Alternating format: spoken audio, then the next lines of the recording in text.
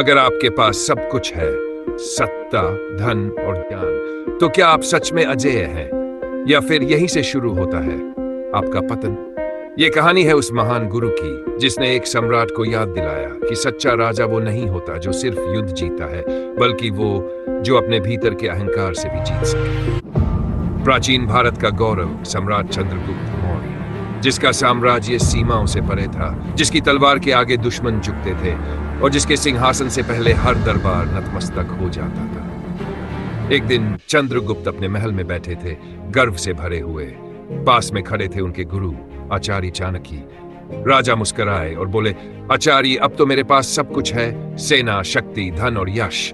अब सीखने को क्या बचा है? चाणक्य ने मुस्कुराकर उनकी ओर देखा, पर वो मुस्कान भीतर से कुछ और कह रही थी। चाणक्य बोले, राजन, जब कोई ये सोच ले कि अब उसे कुछ सीखने की जरूरत नहीं है, बस तभी से उसका पतन शुरू हो जाता है। पर क्या आत्मविश्वास होना गलत है? चाणक्य बोले, राजन, आत्मविश्वास और अहंकार के बीच केवल एक महीन रेखा होती है। जो उस रेखा को नहीं पहचानता वो जल्दी ही डूब जाता है। अब चाणक्य कहानी सुनाते हैं। एक मेंढक था, कुएं में रहता था। उसे लगता था उसका कुआं ही दुनिया है। एक दिन समुद्र से आया एक और मेंढक और उसने उसे बताया कि समुद्र कितना विशाल है, कितना गहरा है। पर वह कुएं वाला मेंढक हंस पड़ा, बोला, तू झूठ बोलता है, मेरा कुआं ही सबसे बड़ा है।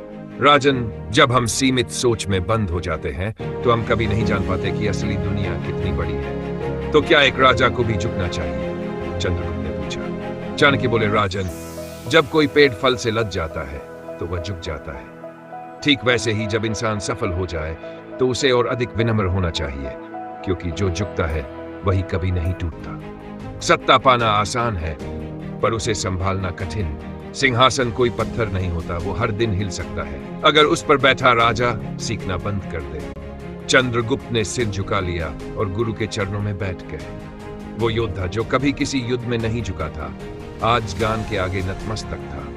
उन्होंने कहा, आचार्य, आज से मैं फिर से एक विद्यार्थी बनना चाहता हूं। चाणक्य ने उसका सिर सहलाया और बोले, राजन, जो राजा हर दिन कुछ नया सीखता है उसी का यश स्थायी होता है।